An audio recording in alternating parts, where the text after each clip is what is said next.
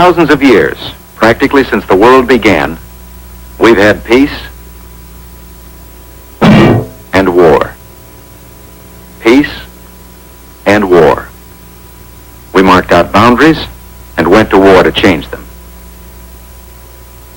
We developed trade and fought over it. We invented machines and put guns on them. And every time peace got its feet on the ground, another war blew the hell out of it. Today, we have another chance for peace. Maybe the last chance. Well, what have we done about it? 50 nations who want peace got together. They formed the United Nations Organization. Purpose? To stop wars. To see how this organization is going to work, let's take a couple of countries. Call them Highland and Lowland. Suppose Highland is arguing with Lowland about a boundary. In this United Nations setup, they'll take their argument to the General Assembly.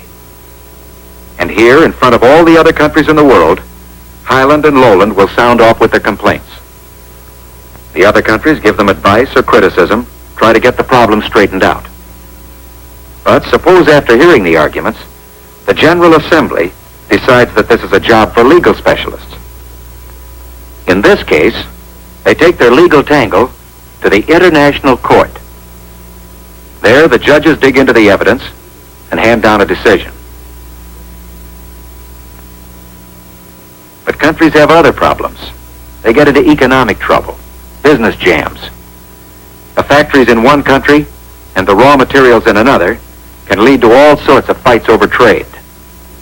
Price arguments, shipping problems, taxes, trade laws, money value, and other tangles can get trade relations between countries all snarled up.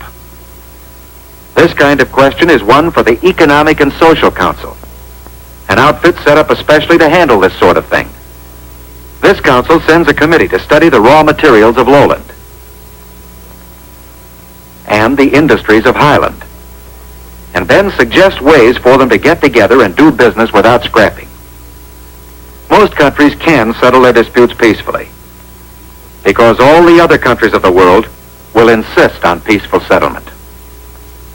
But suppose a country doesn't want to play ball. Suppose it starts arming, making threats.